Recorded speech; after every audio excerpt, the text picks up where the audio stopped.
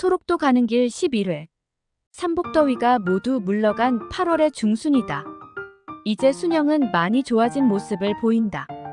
그동안 문희옥의 정성이 얼마나 대단한 것이었는지 순영의 온몸에 난 수많은 상처들과 피멍들도 많이 나았다. 또한 순영은 언제까지 문희옥의 의지에서 밥을 받아먹을 수 없다는 생각에서 뭉툭하고 뼈마디가 녹아 떨어져 나간 손으로 밥을 먹는 연습을 해왔다. 다행스럽게도 그래도 엄지손가락 하나만이라도 제 기능을 해주어서 자신의 손으로 밥을 먹는 것이 곧 익숙해진다. 문희옥이 사다준 진통제는 순영의 모든 통증들을 조금은 완화시켜주며 편안한 잠자리와 새끼의 고단백 식단이 순영의 건강을 빠르게 회복시켜준다. 이제 순영은 더 이상 이곳에 머물러서는 안 된다는 생각을 하면서 떠나야겠다는 마음을 다진다. 이자는 떠나야 하겠습니다.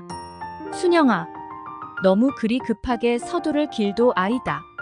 지금 내 몸이 완전하게 회복이 된 것도 아이고 또 이자 삼복더위가 물러갔다고는 하지만 아침 저녁으로 기온차가 심하다.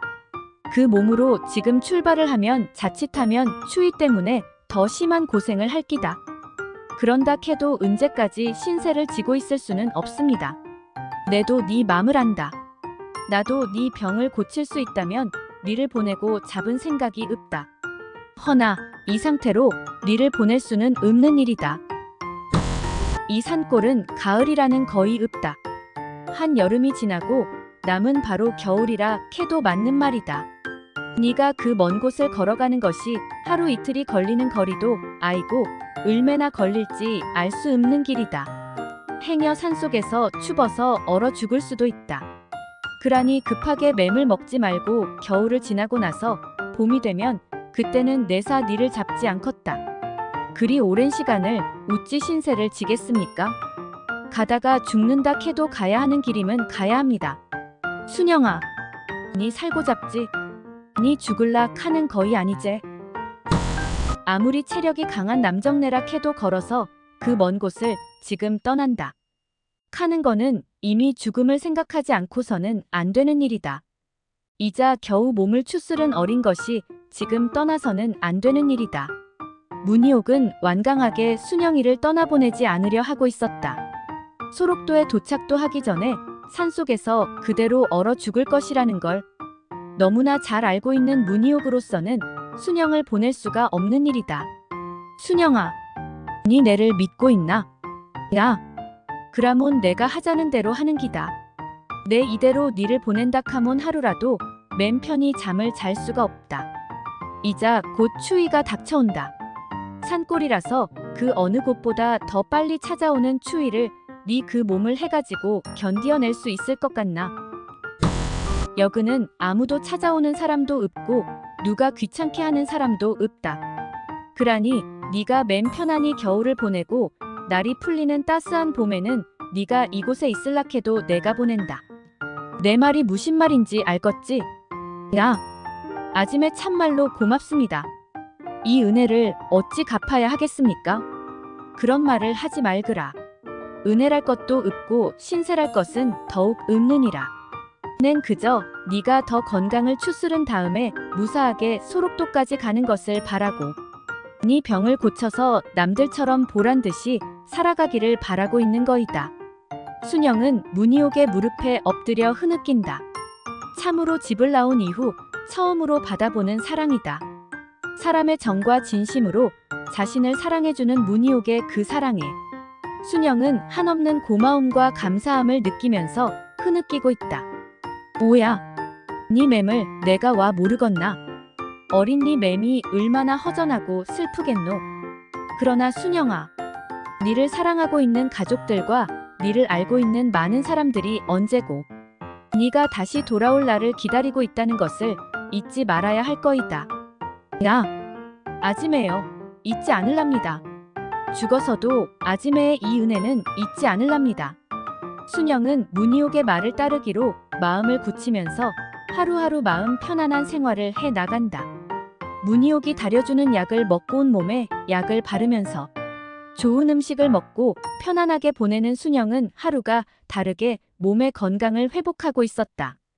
이제 순영의 얼굴에 상처도 별 흔적도 남기지 않고 아물어가지만 나병으로 인한 상처는 순영의 고운 얼굴에 흠으로 남아있다. 오른쪽 눈 쪽이 썩어 들어가면서 눈이 찌그러져 보인다. 그러나 다행인지 동공 자체는 아무런 이상이 없어. 시력에는 문제가 없다는 것이 참으로 다행스럽다는 생각을 하는 순영이다. 이제 추석을 얼마 앞두고 있지 않다. 아침 저녁으로는 참으로 쌀쌀한 날씨에 순영은 두터운 이불을 덮고 잠을 자야 하는 허약해진 몸이다. 순영은 문희옥이 마련해준 두터운 이불을 덮고 누워서 문희옥의 말을 듣지 않고 그때 길을 떠났더라면 지금쯤 또다시 산속에서 무서운 추위와 싸움을 하면서 죽을 나를 기다리고 있을 것이라는 생각을 한다. 지금 이곳까지 오면서 얼마나 무서운 고생과 수많은 고통과 싸우면서 간신히 잡은 생명이다. 이제 또다시 이 생명줄을 놓치거나 포기할 수는 없는 일이었다. 순영은 바람 소리를 듣는다. 참으로 몸서리 쳐지도록 무서운 바람 소리가 떠오른다. 홀로 산중을 헤매이며 길을 잃고 있던 그때 무섭게 밤을 새워 불어오던 바람 소리는 어린 순영의 가슴을 얼마나 졸아들게 하였던가. 이제 순영은 이곳에 영원한 안식처가 되었으면 하는 생각을 해본다.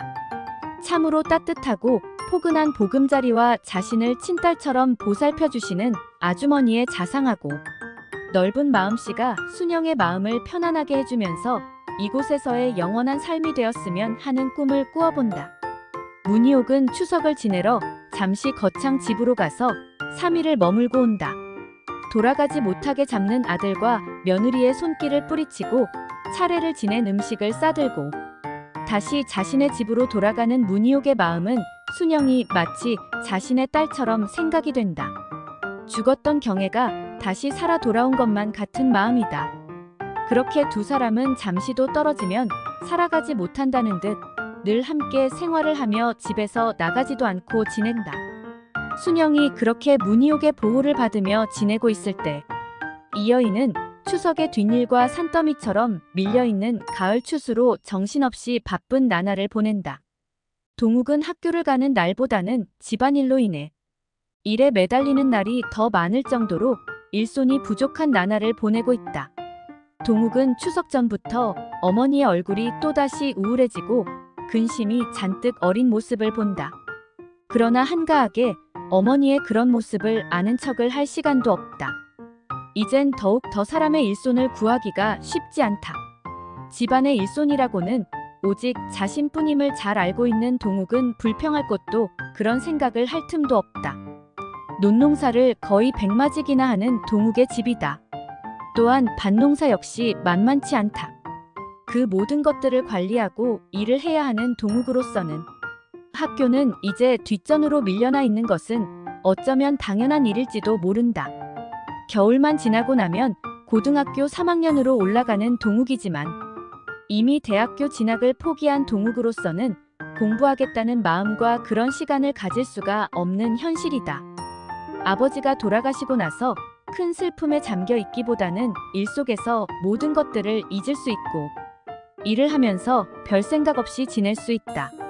어머니의 표정 역시 별다른 근심도 없이 집안일과 모든 일들에 막힘없이 척척 해내시는 모습을 보면서 동욱은 안도의 한숨을 내쉰다.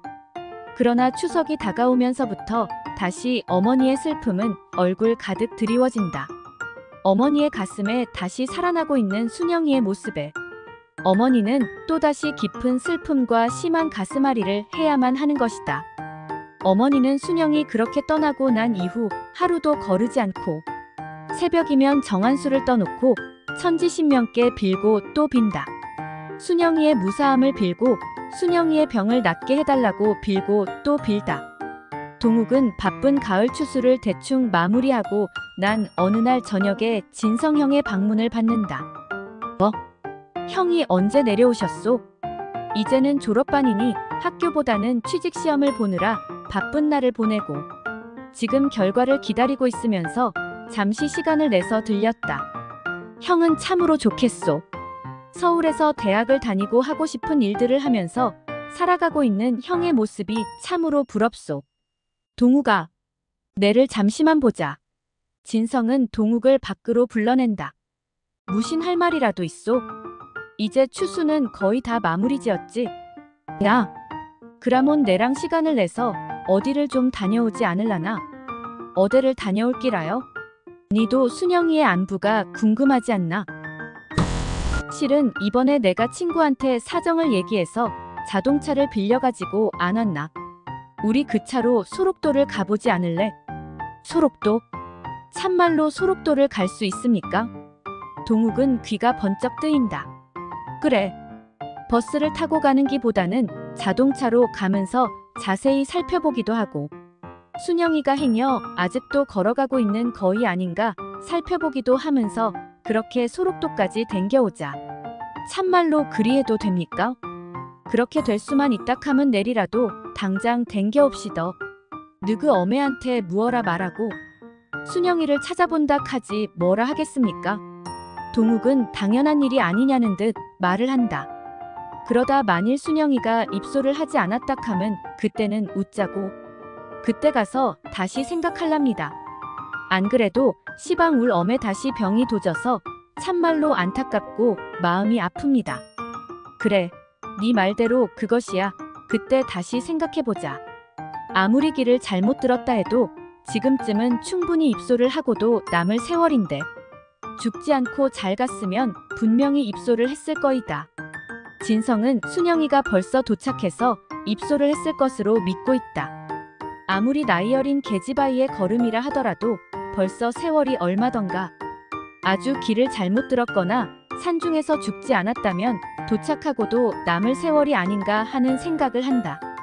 진성이 순영이를 떠나보낸 것에 대한 책임을 생각하면 참으로 가슴 아파하며 그때 할아버님의 말씀을 거역하지 못한 것에 대한 후회를 하곤 한다.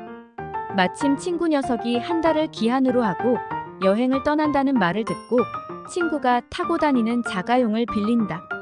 워낙에 있는 집안의 녀석이라 그런지 자가용을 흔쾌하게 빌려준 것이다. 진성은 취직시험을 치르고 나서 별로 할 일도 없다. 이번 기회에 동욱을 데리고 소록도를 찾아가 볼 계획을 한 것이다. 동욱은 진성의 말을 듣고 우선 할아버지의 허락을 얻기 위해 할아버지의 방으로 들어선다. 권노인은 동욱의 말을 듣고 한참을 깊은 생각에 잠긴다. 만일 그곳에 우리 순영이가 도착하지 않았다 하면 죽은 거이가? 그렇다고 죽었을 리가 없습니다. 무슨 사정이 있으리라고 생각합니다. 그거이 네 생각이고 만일 그렇다 하면 네 어미는 웃자고 할부지에 그란다고 이런 기회를 놓치고 싶지 않습니다. 이번 기회가 아니면 이자 지성이 형님이 시간을 낼 수 있겠습니까? 오야 댕기 오니라. 권노인을 문갑을 열고 적지 않은 돈을 꺼내어 동욱이 앞으로 내어놓는다. 가면서 여비를 하거라. 야, 내일 아침에 떠나도록 하겠습니다. 글 일향 이봉우. 계속됩니다. 구독과 좋아요 눌러주세요.